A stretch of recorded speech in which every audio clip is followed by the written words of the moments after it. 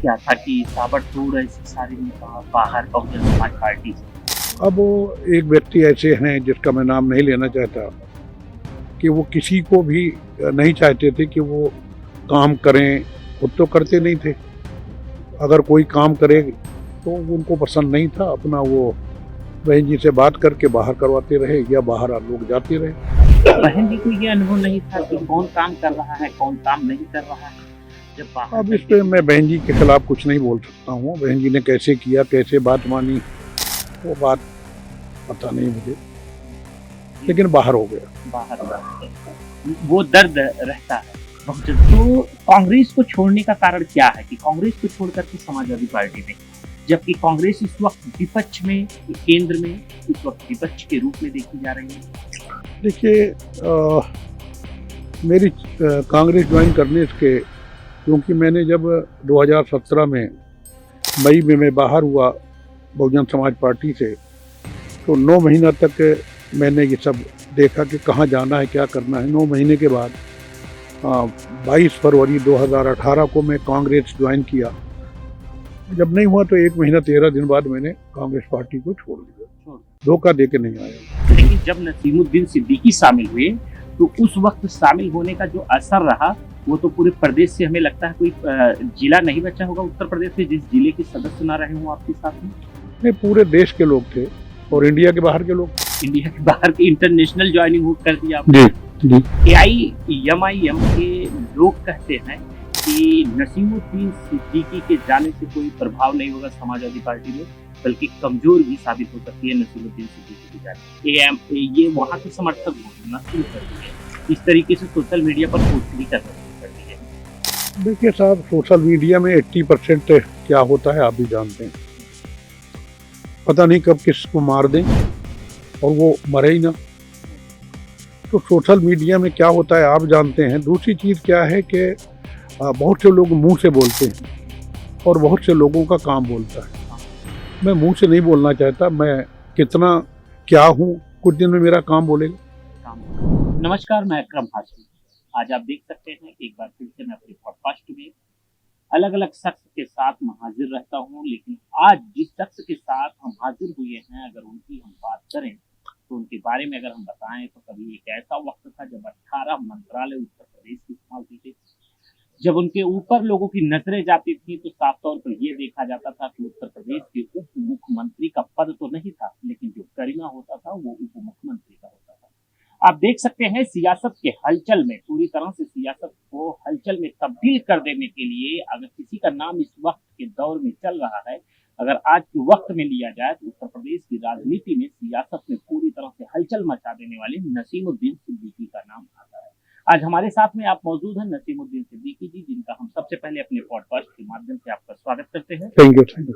और सबसे पहला हमारा सवाल आपसे ये है कि इस वक्त के दौर में आपको देखा जा रहा है, अगर आपकी राजनीति की बात की जाती है तो उत्तर प्रदेश की राजनीति की सियासत में अगर किसी बड़े चेहरे में, मुस्लिम चेहरे में नाम आता है तो कहीं ना कहीं नसीमुद्दीन सिद्दीकी के नाम को अधूरा नहीं रखा जा सकता। टॉप लेवल के नाम में आता है। लेकिन आपकी सियासत वालीवाल से सियासत में तब्दील हुआ और कहीं ना कहीं जॉब भी किए और उसके बाद रेलवे में भी आपका वक्त गुजरा।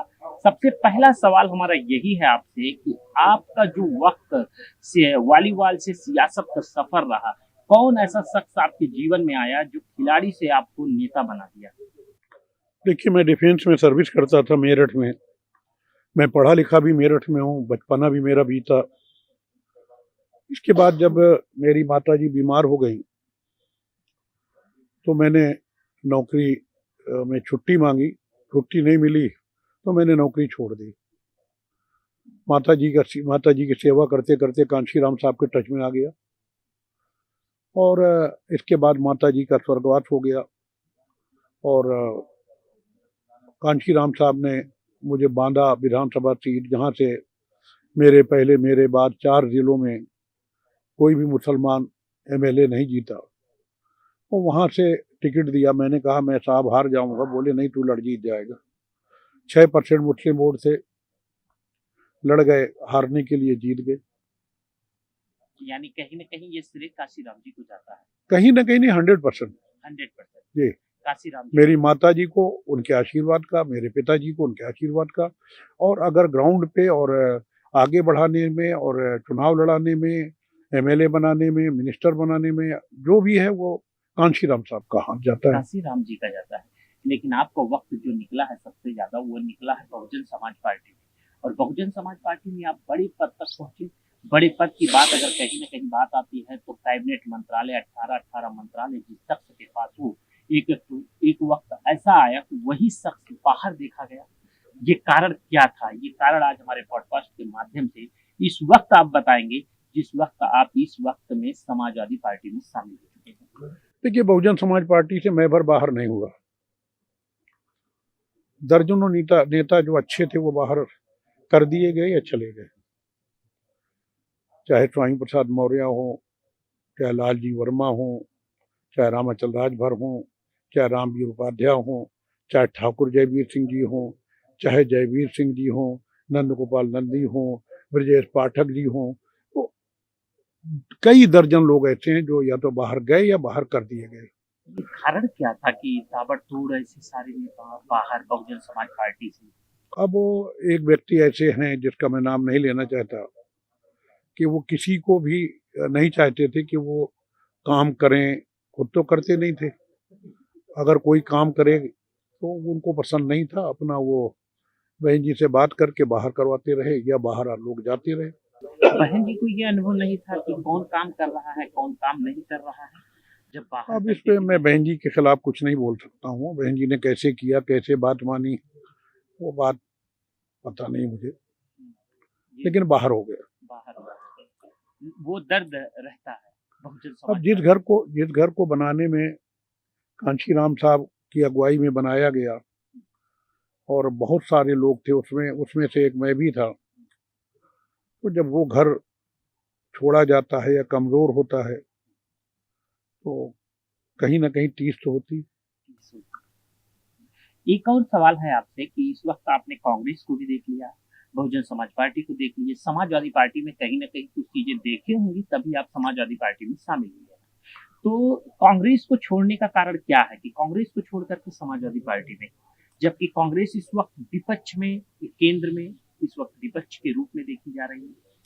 देखिए, मेरी कांग्रेस ज्वाइन करने के, क्योंकि मैंने जब 2017 में मई में मैं बाहर हुआ बहुजन समाज पार्टी से, तो 9 महीना तक मैंने ये सब देखा कि कहाँ जाना है, क्या करना है। 9 महीने के बाद 22 फरवरी 2018 को मैं कांग्रेस ज्वाइन किया।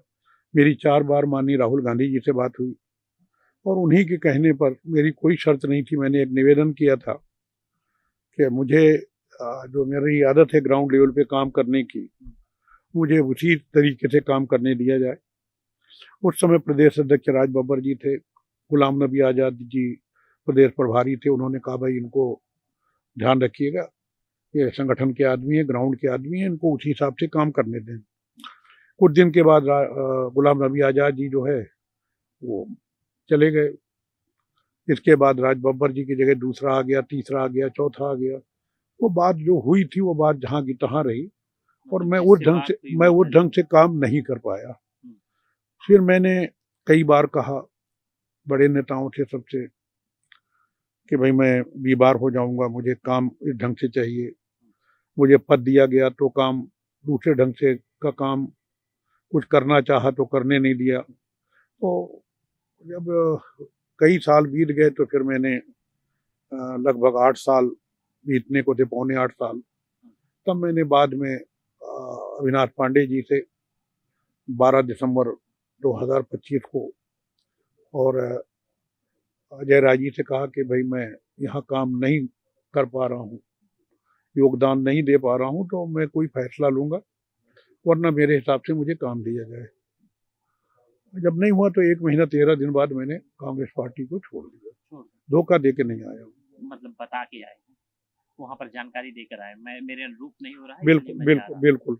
और नहीं, तुरंत नहीं जा रहा हूँ, समय भी दिए, समय दिया कि मुझे कुछ ऐसा काम दे दीजिए जिससे ग्राउंड पे काम कर सकूं। नहीं मिला तो छोड़ना पड़ गया। क्या ऐसा कुछ निवेदन समाजवादी पार्टी में अखिलेश यादव से भी आपने किया है कि इस तरीके से हमारे काम को लेकर के? वो ऑलरेडी उन्होंने यहीं से शुरू किया जो मैं चाहता हूँ, तो निवेदन की जरूरत ही नहीं। कैसे शुरू हुआ? भाई मैं प्रभावित था उनसे 2012 से। वो बहुत सज्जन व्यक्ति हैं, मुख्यमंत्री होते हुए भी बाहर छोड़ने आना, ये करना, जरूरत से ज्यादा सम्मान देना, और जहाँ भी शादी ब्याह में कहीं मिल गए, दावतों में, कभी प्लेन में, हवाई जहाज में मिल गए, तो उनका जो तरीका था आदर सम्मान का, तो मैं भले ही दूसरी पार्टी में था, लेकिन मैं दिल में मेरे ये था कि नेता ऐसा होना चाहिए, अखिलेश यादव जी। नेता ऐसा होना चाहिए, लोगों से ऐसे मिलना चाहिए, लोगों को ऐसे सम्मान देना चाहिए, लोगों की ऐसी बात। तो बातों बातों में काफी बातें होती थी, और तब तक मैं अंदाज लगा चुका था कि यहाँ पे जमीन पे काम होता है। समाजवादी पार्टी में फिर भी समाजवादी पार्टी विपक्ष में जब सीट की बात आती है तो कहीं ना कहीं कमजोर साबित होती है भारतीय जनता पार्टी की अपेक्षा। तो आप इसका क्या कारण मानते हैं कि समाजवादी पार्टी जो सीट के मामले में कम साबित होती है भारतीय जनता पार्टी की अपेक्षा, तो क्या भारतीय जनता पार्टी समाजवादी से ज्यादा बेहतर काम कर रही है जमीन पर? भारतीय जनता पार्टी ये वही पार्टी है जो 1984 से 1989 तक पूरे देश में 2 MP थे, अटल बिहारी वाजपेयी, लाल कृष्ण आडवाणी जी, बाकी सबकी जमानत जब्त। इतनी हालत तो कभी होने की हम सोच भी नहीं सकते। तो समाजवादी पार्टी क्यों नहीं आगे बढ़ सकती? और 2024 में उसने बढ़ के दिखाया पार्लियामेंट के चुनाव में, और पार्लियामेंट के चुनाव से अच्छा प्रदर्शन हम करने का प्रयास कर रहे हैं 2027 के विधानसभा चुनाव में।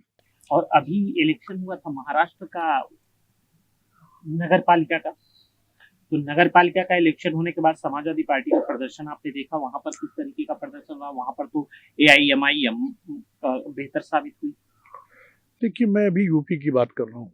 नहीं, आपके लेवल जो है वो तो पूरे देश में चर्चा लेवल है। उस समय सपा में तो था नहीं, मैं कारण थोड़ा सा भाई, जब मैं लेना चाहता हूँ। उस समय जब मैं सपा में नहीं था, तो उस समय की गहराई देखो। अब आप कहें कि साहब पंडित जवाहरलाल नेहरू के टाइम पे ये होता था, जवाब दीजिए। तो भैया, जवाब पंडित जवाहरलाल नेहरू जी देंगे कि मुलायम सिंह यादव जी के टाइम पे ये होता था? भाजपा कहने लगे। वो जवाब नहीं देंगे। जो सरकार है इस टाइम पे मौजूदा, जवाब ये देगी। जो घटनाएं घट रही हैं, जो हो रहा है, जवाब ये देगी। वो देने नहीं आएंगे। इस पक्ष से होता है ये सब। तो भाई, जो टाइम गुजर गया जी, और उस समय मैं उनके टच में नहीं था, मैं उसके अंदर नहीं घुसा हूँ, और मैं घुसना भी नहीं चाहता हूँ। मैं तो अब नए सिरे शुरू कर रहा हूँ। अब नए सिरे से, यानी ये कह सकते हैं कि समाजवादी पार्टी को नए सिरे से मजबूती देने के लिए नसीमुद्दीन सिद्दीकी आए।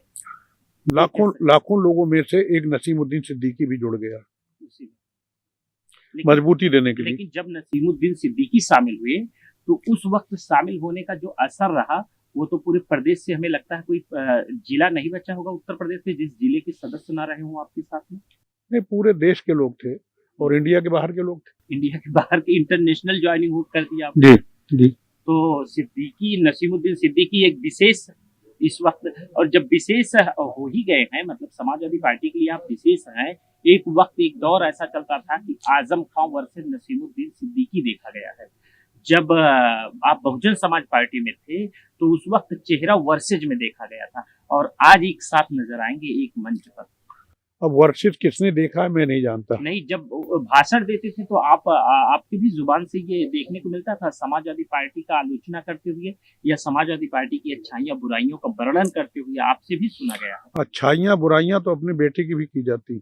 नहीं, सभा में संबोधित। अरे मैं उसी में आ रहा हूँ। देखिए, अगर वारदात होंगी, मेरी सरकार में भी अगर वारदातें होती हैं, लेकिन कंट्रोल करने के लिए अगर हम चेता रहे हैं तो वो गलत नहीं है। और उस समय उन्होंने बुरा नहीं माना। जैसे कि भारतीय जनता पार्टी आज सब कुछ होते हुए जो है उल्टा आरोप रख देती। अरे दुरुस्त करो भाई। विपक्ष इसीलिए तो है ना कि जो आपको जानकारियां नहीं है वो जानकारियां हम आपको दे रहे हैं, दुरुस्त करो। तो उस समय हम विपक्ष में, जब उनकी सरकार थी, हम और विपक्ष में उनको जानकारी दे रहे थे कि आलोचना कहाँ से हो गई। मतलब जानकारी दे रहे थे। बिल्कुल सही। बहुत सी ऐसी चीजें थी जब हम मिनिस्टर थे तो क्वेश्चन के माध्यम से सदन में कार्रवाई क्यों चलती है। बहुत से ऐसे मामले संज्ञान में आते हैं जो हमारे संज्ञान में है ही नहीं। फिर उसको हम ढूंढ करके उसको सही करते हैं। मेरे घर में 10 सदस्य हैं, अब एक ने कुछ किया दूसरे तीसरे को मालूम नहीं, जिस किसी बाहरी ने अगर याद करा दिया नहीं वो ऐसे ऐसे तो पता करूंगा ना, पता करेंगे। तो वही चीज। एक और नाम आता है इस वक्त अगर देखा जाए दलित चेहरों में एक और मुस्लिम चेहरों में, अगर कहीं ना कहीं बात आती है दलित चेहरों में, उभरते हुए चेहरों में सांसद इस वक्त युवा सांसद है चंद्रशेखर रावण। तो चंद्रशेखर रावण की राजनीति को आप किस नजरिए से देख रहे हैं? देखिए, ये बहुजन समाज पार्टी मेरे साथ थे, सहारनपुर में मैं देख रहा था उस टाइम पे, तो वो अपना काम कर रहे हैं, वो जोड़ रहे हैं लोगों को, वो अपना काम कर रहे हैं। वो अपना काम कर रहे हैं, मतलब एक तरीके से वो अपना कर रहे हैं, हम अपना करेंगे, यही सिलसिला है। AIMIM के लोग कहते हैं कि नसीमुद्दीन सिद्दीकी के जाने से कोई प्रभाव नहीं होगा समाजवादी पार्टी में, बल्कि कमजोर भी साबित हो सकती है नसीमुद्दीन सिद्दीकी के जाने से। ये वहां के समर्थक बोलना शुरू कर दिए हैं, इस तरीके से सोशल मीडिया पर पोस्ट भी करना शुरू कर दिए हैं। देखिए साहब, सोशल मीडिया में 80% क्या होता है आप भी जानते हैं, पता नहीं कब किसको मार दें और वो मरे ही ना। तो सोशल मीडिया में क्या होता है आप जानते हैं। दूसरी चीज क्या है कि बहुत से लोग मुंह से बोलते हैं और बहुत से लोगों का काम बोलता है। मैं मुंह से नहीं बोलना चाहता, मैं कितना क्या हूँ, कुछ दिन में मेरा काम बोलेगा। सिद्दीकी के आने से ये मान सकते हैं कि संगठन में समाजवादी पार्टी को मजबूती मिलेगी? बताए ना कि वक्त बताएगा, काम बोलेगा। बताएगा, काम बोलेगा। थोड़ा सा हम संगठन को लेकर के आपसे भौगोलिक नॉलेज लेना चाहते हैं, क्योंकि आप प्रदेश के रह चुके हैं। हम जिस जिले से हैं उस जिले का नाम लेकर बताना चाहते हैं, वहाँ की भौगोलिक क्षेत्रफल आप बता सकते हैं? जैसे अम्बेडकर नगर। अब अम्बेडकर नगर के? मैं अम्बेडकर नगर। कौन सा गाँव है? अढ़नपुर। 100 बार गया हूँ अढ़नपुर। भौगोलिक स्थिति क्या है कि अगर मैं एक एक गांव का नाम लूंगा तो 2-4 घंटे लग जाएंगे। कुछ शॉर्टकट। अब अभी मैं एक गोला बना देता हूँ, मान लीजिए बॉर्डर चलते हैं। हाँ, बॉर्डर चल दीजिए। आपको लखनऊ से जाना है अम्बेडकर नगर, ये अम्बेडकर नगर जिला हम ही ने बनाया था 1995 में, शिव बाबा के मैदान में। शिव बाबा का मैदान कहाँ है? शिव बाबा का मैदान अकबरपुर के पास में। अकबरपुर से पहले है, 4 किलोमीटर पे।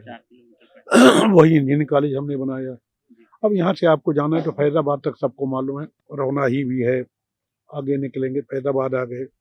फैजाबाद से 3 किलोमीटर आगे अब हम आपके यहाँ चलते हैं दर्शन नगर, फिर 14 कोसी परिक्रमा, फिर 16 किलोमीटर पे पूरा बाजार, फिर 32 किलोमीटर पे माया बाजार, फिर 35 किलोमीटर पे बाकरगंज, फिर रेलवे क्रॉसिंग, फिर आगे गोसाईगंज। अब अम्बेडकर नगर में प्रवेश कर रहे हैं। अम्बेडकर नगर में एक तो वाया भीटी है, मारुआ होते हुए हम सीधे चलते हैं, बहुत लंबा हो जाएगा। तो कटेरी से अकबरपुर, अकबरपुर से हम जलालपुर चलते हैं, 2 रास्ते हैं, एक मरैला वाया मालीपुर, एक सम्मनपुर वाया मछली गांव। मरैला वाया मालीपुर लंबा है, सम्मन और मछली गांव जो है सीधा है। हम जलालपुर पहुंच गए, अब जलालपुर से घूमना शुरू करते हैं। जलालपुर से आगे चले तो नगपुर, नगपुर से आगे चले तो रफीगंज, रफीगंज से आगे चले तो गोविंद साहब, गोविंद साहब के बगल में न्योरी, उसके आगे चले तो रामनगर, रामनगर के आगे चले तो लंबा कर दें थोड़ा, बहुत गांव बढ़ जाएंगे, जहांगीरगंज, सीधे राजे सुल्तानपुर चलना है, सब गांव लूंगा तो बहुत लंबा हो जाएगा। एक चोरमरा आया जहाँ पर ब्लॉक है, जहांगीरगंज ब्लॉक चोरमरा में है। इसके बाद देवरिया आया, इसके बाद राजे सुल्तानपुर पहुंच गए, आजमगढ़ का बॉर्डर। इधर अगर चले तो पहले ऐनवा आया, फिर कमरिया घाट आया, पीछे आ गए तो नेवारी, नेवारी के आगे बड़ा गांव, बड़ा गांव के बगल में तेतरिया, तेतरिया के और इधर आ जाएंगे संदवा, मजगवा, मंसूरपुर, बेड़हर। क्या कह रहे हैं? मैं ये कह रहा हूँ कि इतना अभी पूरा अभी हुआ कहाँ? अभी पूरा तो हमें इस बॉर्डर से लेकर के वो चक्कर अभी पूरा नहीं हुआ है। से लेकर के आप संत कबीर बॉर्डर पूरा घुमा दिए। अरे भैया अभी कहाँ है? मेहंदी घाट कहाँ पहुँचे आप? कटोखर कहाँ पहुँचे आप? अभी आप जैनुद्दीनपुर कहाँ पहुँचे? अभी आप हसवर कहाँ पहुँचे? अभी आप भूलेपुर कहाँ पहुँचे? इसके बाद हीरापुर कहाँ पहुँचे? इसके बाद मुबारकपुर कहाँ पहुँचे? फिर टांडा कहाँ पहुँचे? फिर थर्मल अभी आप कहाँ पहुँचे हैं? फिर इल्फारगंज कहाँ पहुँचे हैं आप? तो भैया अभी पहुँचे कहाँ हैं? बहुत ये तो सबसे बड़ा मैसेज अम्बेडकर नगर के नेताओं के लिए है कि जो नॉलेज उनको अगर रूट का नहीं है तो आप नसीमुद्दीन सिद्दीकी साहब को हमारे पॉडकास्ट के माध्यम से आप कोई जिला ले लीजिए, कोई जिला ले लीजिए, मेरठ ले लो। मतलब ये चैलेंज है। कोई जिला कोई ले। जिला ले लें। नहीं, जो नॉलेज हमको नहीं है उस जिले को लेना मेरे लिए बेहतर नहीं होगा। जो तो आप नॉलेज ठीक है, आपने अच्छा किया। जो मुझे नॉलेज में है मैंने वो कितने गांव आपको याद हैं? नहीं, जितना आपने बता दिया उतना रूट तो मुझे नहीं याद है अम्बेडकर नगर का। जितना आपने बता दिया तो ये तो साबित हो गया कि आपने अम्बेडकर नगर को भरपूर भ्रमण किया है। अम्बेडकर नहीं, कोई जिला ले लीजिए। 75 विधानसभा के नक्शे मेरे दिमाग में, और अंदर चल के देखेंगे तो आप भी चौंक जाएंगे। मैंने अपने हाथ से बनाया है पूरा 75 जिले का। उत्तराखंड के 70, दिल्ली के 70, मध्य प्रदेश के बॉर्डर में हमारा गांव है, 1 किलोमीटर के बाद एमपी शुरू। मेरठ में बचपना बीता, पढ़ा लिखा, बड़ा हुआ, नौकरी की। मतलब वहां से भी वक्त निकला। अरे सहारनपुर का नाम ले लीजिए, आप सोनभद्र का ले लीजिए। उन्नाव का बता दीजिएगा। किस तरफ का बताना है आपको? उन्नाव का आप बांगरमऊ से शुरू करिएगा।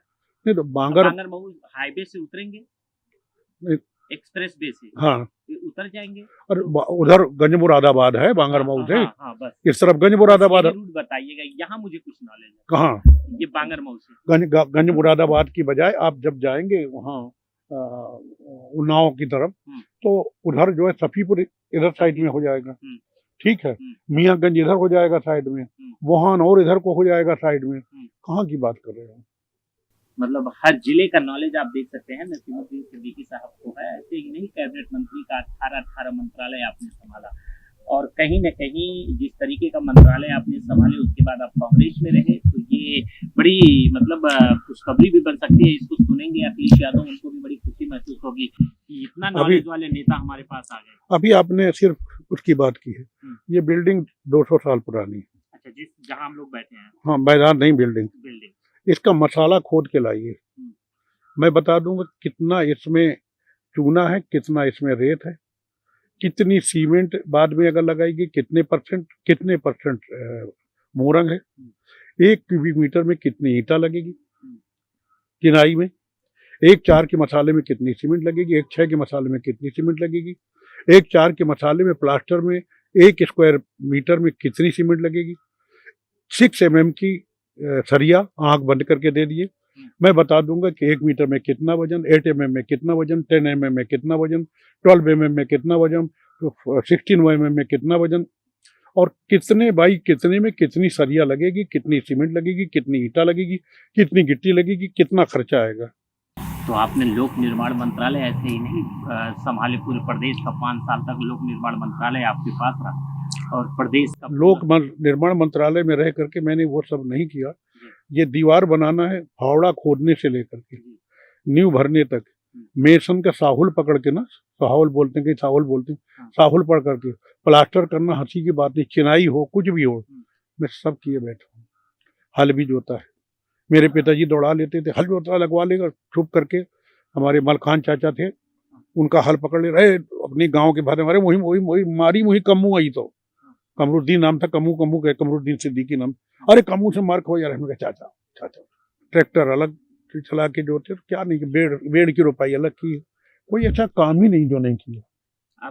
खाना हर तरीके का मैं बनाता हूँ, मतलब किचन का भी शौक नहीं, हर चीज का।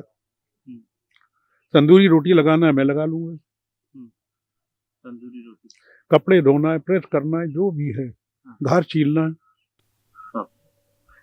अभी जैसे हम यहाँ बैठे थे तो बैठने के बाद आपसे यहाँ लोग मुलाकात करने के लिए आ रहे हैं, तो मुलाकात में हमने देखा लोग इस तरीके की भी उम्मीद में आ रहे हैं कि टिकट की उम्मीद 2027 की लगा रहे हैं। आपसे जब वो चर्चा कर रहे हैं, मुलाकात कर रहे हैं, तो कहीं ना कहीं आपसे ये मजबूती भी वो जाहिर कर रहे हैं कि हमारे पास एक मजबूत स्तंभ आ गया है, और मेरा ये कंडीशन है विधानसभा में, आपसे पूरा शेयर कर रहे हैं, तो कहीं ना कहीं लोग अब टिकट की भी उम्मीद आपसे समाजवादी पार्टी में लगा रहे हैं। अभी आपने देखा राजस्थानी लोग आए थे, राजस्थान के लोग पगड़ी बना के बांध करके गए, तो देखिए जिसको जो उम्मीद है वो उम्मीद पे अपनी बात करता है। टिकट मुझे नहीं फाइनल करना है, और कैसे फाइनल होता है ये भी मुझे नहीं पता है। मेरा भी टिकट फाइनल होगा कि नहीं होगा मुझे भी नहीं पता, मैं दूसरे को क्या दे दूंगा। मतलब टिकट के मामले में कहीं से कोई अपडेट नहीं, मुझे जानकारी नहीं, आपको जानकारी नहीं। तो ये मेरा अब आखिरी सवाल आपसे है कि इस वक्त आप समाजवादी पार्टी में शामिल हो चुके हैं, कांग्रेस को भी देख लिए, बहुजन समाज पार्टी को देख लिया, अखिलेश यादव को देख लिया, कहीं ना कहीं आपने राहुल गांधी को देखा, मायावती को देखा और अखिलेश यादव को देखा। तो इन तीन नेताओं में बेहतर नेता कौन है? प्रेजेंट टाइम में आप अखिलेश यादव को ही लेंगे या राहुल गांधी, मायावती? अभी देखिए, ऐसा है कि हर घर में रहने का तरीका अलग अलग है। आपका अनुभव जानना चाहते हैं। मैं बता रहा हूँ, हर घर के मुखिया को घर चलाने का तरीका अलग है, और मुझे जो तरीका भाया, मैं कंपैरिजन नहीं कर रहा हूँ, मुझे जो तरीका भाया, बहन जी भी मेरी नेता थी और हैं, राहुल गांधी जी भी नेता थे और हैं, लेकिन जो मुझे तरीका भाया वो अखिलेश यादव जी का भाया। अखिलेश यादव मैं कंपैरिजन नहीं कर रहा हूँ। कौन सी ज्यादा अच्छी लगी आपको? उनके मिलने का तरीका, उनके काम करने का तरीका, उनके एक्टिव रहने का तरीका, और एक्टिव रह करके भी उसका प्रभाव ग्राउंड पे छोड़ने का तरीका। हम कुछ भी कर लें, अकेले चना बाढ़ नहीं फोड़ेगा। वो इम्प्लीमेंट करने के लिए टीम तैयार करना और टीम से काम लेना, वो सब मैंने देखा अखिलेश जी में, माननीय अखिलेश यादव जी में। मतलब वो टीम से काम लेना, किस तरीके से काम निकालना, सभी करते हैं, लेकिन अपना अपना तरीका है काम करने का। आपको अखिलेश यादव जी का तरीका पसंद है? कोई जरूरी थोड़ी है जो मुझे पसंद आया सबको पसंद आए, आपको भी पसंद आए। नहीं, अब हमको तो हो सकता है कि पसंद आए कि ना आए, हम तो सबको पसंद में अपने शामिल कर लेंगे। हम तो मीडिया वाले चलिए हम तो आपको भी शामिल कर लेंगे, राहुल गांधी को भी शामिल कर लेंगे। जी ठीक। तो हम तो दोनों लोगों को शामिल कर लेंगे। और दूसरा एक और, जैसे लोगों की ख्वाहिश है जानने के लिए कि नसीरुद्दीन सिद्दीकी साहब का अचानक जैसे आए तो पूरी सियासत में हलचल मच गई। हलचल मचने के बाद पूरी तरह से हर सोशल मीडिया प्लेटफॉर्म पे दौड़ना शुरू हो गया। कोई दल नहीं बचा है जिस दल के लोग नसीरुद्दीन सिद्दीकी का पोस्ट, चाहे पॉजिटिव कुछ तो निगेटिव कुछ, दोनों चीजें लोग लगाना शुरू कर दिए हैं। तो क्या नसीरुद्दीन सिद्दीकी, अगर देखा जाए तो समाजवादी पार्टी के संगठन के लिए अगर मान लीजिए मौका मिलता है तो संगठन के लिए 2027 के लिए आप कौन सा मतलब एक तरीके का सलाह देंगे अखिलेश यादव को कि इस तरीके से काम किया जाए तो समाजवादी पार्टी को और मजबूती मिलेगी? देखिए, हर चीज आउट नहीं होती, ये नहीं आउट। अभी मैं बता दूंगा तो विरोधी भी सुन लेंगे, तो उसकी काट ढूंढ लेंगे। अगर मुझसे पूछेंगे, अभी मुझसे नहीं बात हुई है इस संबंध में, भी बात होगी, अगर मुझसे पूछते हैं, हालांकि उनको पूछने की जरूरत ही नहीं, इतना खुद ही उनको, जो व्यक्ति मुख्यमंत्री रह चुका होता है पूरे 5 साल तक और लगातार 10 साल से संगठन को पूरे राष्ट्रीय अध्यक्ष बने हुए हैं और कामयाबी के साथ, और कामयाबी 2024 में रिजल्ट भी दिया, तो ऐसे आदमी को कोई जरूरत नहीं। हम तो ये कहेंगे हमें निर्देश क्या है। और दूसरी चीज, जो आपने कहा कि कुछ विरोधी भी होते हैं, कुछ पॉजिटिव पोस्ट डालते हैं, तो भाई जब मर्यादा पुरुषोत्तम भगवान राम को लोगों ने नहीं छोड़ा, हमारे पीर पैगंबरों को लोगों ने नहीं छोड़ा, तो नसीरुद्दीन सिद्दीकी तो कहीं लगते ही नहीं। और फलदार के नसीब में है पत्थरों की चोट, उसी पेड़ पे पत्थर आते हैं जिसमें फल होते हैं, और जिस पेड़ में फल आते हैं उसको झुकना पड़ता है, और वही उसकी अच्छाई है। उसी पेड़ पे पत्थर आएंगे जिसमें फल होंगे, सूखा जो खड़ा होगा उसमें नहीं पत्थर आएंगे। इसलिए कहता हूँ कि फलदार के नसीब में है पत्थरों की चोट, अपने लिए कह रहा हूँ, और ये हौसला नहीं है तो फिर बेसमर रहो, तो मैं फल नहीं आना चाहिए। किरदार से बुलंद हुआ करता है नसीब, अच्छा सलूक कीजिए हर आदमी के साथ। अच्छा, और इस वक्त अगर देखा जाए भारतीय जनता पार्टी की रणनीति को, तो भारतीय जनता पार्टी की रणनीति जिस वक्त सनातन को लेकर के पूरी तरह से और राम राज्य को लेकर के पूरी तरह से ये साबित कर रही है समाज में, और साबित के साथ साथ जब चुनावी रिजल्ट आता है तो कहीं ना कहीं वो भारतीय जनता पार्टी के पक्ष में ही आता है। तो उससे मुकाबला करने के लिए इस वक्त मुकाबला कैसे होगा फिर 2007? कैसे तो नहीं बता सकते हम, कैसे नहीं बता, वरना वो जान जाएंगे मुकाबला करने वाले। कैसे मत पूछिए, होगा, बाकी सब बताएंगे। तो सनातन का इनका रणनीति तो सफल है। देखिए साहब, किसी को बहुत दिन तक धोखा नहीं दिया जा सकता, असलियत सबके सामने आएगी। किस सनातन में ये लिखा हुआ है कि शंकराचार्य का अपमान करो? कहाँ उल्लेख मिलता है? सनातन इतना कोई छोटा हल्का फुल्का धर्म नहीं, हजारों साल पुराना है। उल्लेख देते हो, करते हो सनातन का, नाम लेते हो सनातन का, काम करते हो विरुद्ध। छोड़िए, लंबी बात है। एक वीडियो शंकराचार्य जी का भी दिनेश्वर जी का एक वीडियो शेयर किया जाता है। उस वीडियो पे क्या है कि समाजवादी पार्टी का जब शासनकाल था अखिलेश यादव जी का, तो उस दौरान भी देखा गया था कि उनके ऊपर प्रशासन के लोग पूरी तरह से मतलब लाठीचार्ज कर रहे हैं। क्या चोटी पकड़ पकड़ खींचा गया था? नहीं, मुझे नहीं पता है, जी तब मैंने नहीं देखा, आपकी बात का जवाब दे रहा हूँ। जी अभी क्या हो रहा है, इस सनातन का जो जिम्मेदारी लेते हैं, तो मैं इनकी बात कर रहा हूँ। समाजवादी पार्टी ऐसी बात नहीं करती, ना ऐसा काम किया होगा, लेकिन मैं देख लूं कि क्या है मामला, जब तक वो पूरी बात ना समझ लूं। इसको तो मैं देख चुका हूँ, अभी ताजा सोशल मीडिया पे ये शेयर होता है, मैं जैसे ही बात आती है अखिलेश यादव की, तो वो मैं नहीं देख पाया। अभी आपने नहीं देखा। चलिए ठीक है, कोई बात नहीं। तो फिर अगला मतलब इस वक्त तक आप हमारे पॉडकास्ट के माध्यम से आप क्या मैसेज देना चाहेंगे उत्तर प्रदेश की आवाम को, क्योंकि उत्तर प्रदेश की सियासत में आपके नाम की हलचल मच चुकी है। नहीं, हलचल नहीं है, ये हलचल ही है। हलचल का मतलब आपके नाम को आजम खां का वर्सेस लगा के कोई शेयर कर रहा है। कोई विपक्ष दोनों वर्सेस हो ही नहीं सकता है। आजम खां साहब हैं, वो बहुत बड़े हैं, सम्मानित हैं, मेरे बड़े भाई हैं, काबिल हैं। मैं वर्सेस हो ही नहीं सकता। कोई क्या कहता है मुझे उसे लेना देना नहीं है। लेकिन जो संदेश की बात है, सीधा सा ये है कि हमारे देश की गंगा जमनी तहजीब रही है। इस देश में हिंदू, मुस्लिम, सिख, ईसाई, बौद्ध, पारसी, जैन सभी लोग रहे हैं और रहे हैं और रहेंगे। कोई भी ऐसा काम, ऐसी बात नहीं करना चाहिए वोट के लालच में कि जिससे लोगों में टकराव पैदा होगा तो देश को खतरा होगा। हमारी गंगा जमनी तहजीब रही है, उसको न तोड़ें। गंगा जमनी तहजीब ये है कि अगर हिंदू को खून की जरूरत पड़ी तो मुसलमान ने दिया, मुसलमान को खून की जरूरत पड़ी तो हिंदू ने दिया। दो लाइन कहते हुए मैं भी अपनी बात खत्म करूं कि हवेली झोपड़ी सबका मुकद्दर फूट जाएगा। हवेली माने अमीर आदमी, झोपड़ी माने गरीब आदमी। हवेली झोपड़ी, मैं हिंदू मुस्लिम की बात नहीं कर रहा हूं अभी, अब करूंगा आगे। हवेली झोपड़ी सबका मुकद्दर फूट जाएगा अगर ये साथ हिंदू मुस्लिम का छूट जाएगा। दुआ कीजिए हम में प्यार के रिश्ते रहे कायम, ये रिश्ता टूट जाएगा तो भारत टूट जाएगा। हमको भारत को टूटने नहीं देना। आप जिस धर्म को मानते हैं बिल्कुल मानिए, आपको मुबारक, अच्छी बात है। मैं जिसको मानता हूं मैं मानूं, अच्छी बात है। लेकिन मानवता कहाँ है, इंसानियत कहाँ है? जात के नाम पे, धर्म के नाम पे, मंदिर के नाम पे, मस्जिद के नाम पे राजनीति करना क्या उचित है? बस इस चीज का यही विचारधारा के मैं खिलाफ हूँ। वैचारिक विरोध है। वैचारिक, आप देख सकते हैं कि आज हमारे पॉडकास्ट के माध्यम से उत्तर प्रदेश की सियासत में बड़े नाम में शुमार अगर मुस्लिम चेहरों में जब भी नाम आता है तो कहीं ना कहीं नसीमुद्दीन सिद्दीकी का नाम टॉप लेवल पर आता है। हमारे साथ में पॉडकास्ट के माध्यम से आप जुड़े और साथ में उन्होंने सारी बातें शेयर किया, बहुजन समाज पार्टी से जुड़ी हुई बातें। काशीराम जी को अपने जीवन का कहीं ना कहीं राजनीति में सिरे ही नहीं बल्कि 100% बताया कि 100% उन्होंने ही हमको राजनीति में लाया।